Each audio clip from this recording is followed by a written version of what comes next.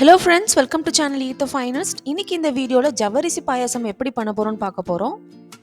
ஜவ்வரிசி பாயாசம் பண்ணணும்னா நிறைய நேரம் எடுத்து பொறுமையாக பண்ணணும்னு நினைப்பாங்க. ஆனால் இந்த வீடியோவில் சொல்லியிருக்கிற டிப்ஸை நீங்கள் ஃபாலோ பண்ணிங்கன்னா 10 மினிட்ஸில் நம்ம ஜவ்வரிசி பாயாசம் பண்ணிடலாம். எங்கள் அம்மா பண்ணுற ரெசிபிஸ் தான் நான் உங்ககிட்ட ஷேர் பண்ணிக்கிட்டு இருக்கேன். அவங்க பண்ண ஜவ்வரிசி பாயாசம் எப்படி பண்ணுறதுன்னு பார்த்துடலாம்.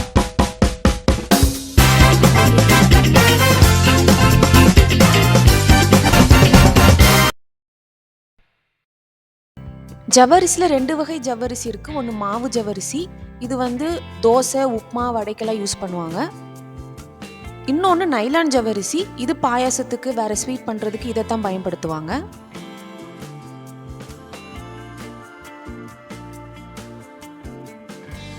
சூடான கடாயில் 1 டீஸ்பூன் நெய் ஊற்றிக்கோங்க.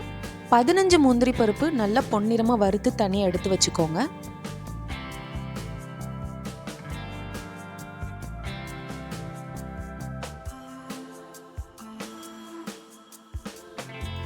அதே நெய்யில் 1 டேபிள் ஸ்பூன் கிஸ்மிஸை சேர்த்து நல்லா புஷ்ஷுன்னு வர வரைக்கும் வறுத்து தனியாக எடுத்து வச்சுக்கோங்க.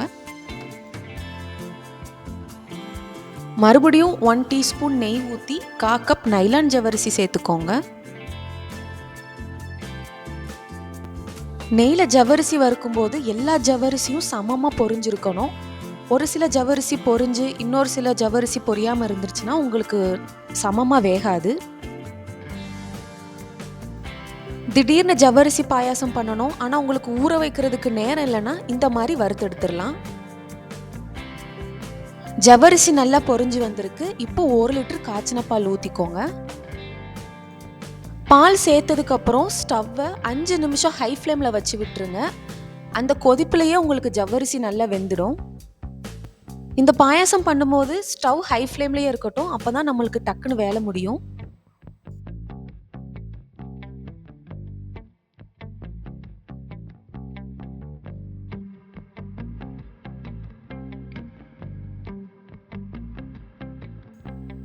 ஜவ்வரிசி நல்லா வெந்திருக்கு. இப்போ 1/2 கப் ஜீனி ஆட் பண்ணிக்கோங்க.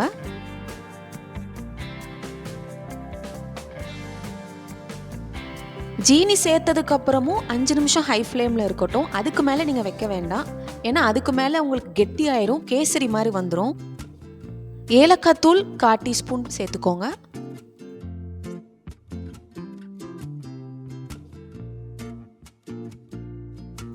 உங்களுக்கு பாயாசம் சீக்கிரமாக பண்ணி முடிச்ச மாதிரி தெரிஞ்சாலும் டேஸ்ட்டில் எந்த குறையும் இருக்காது.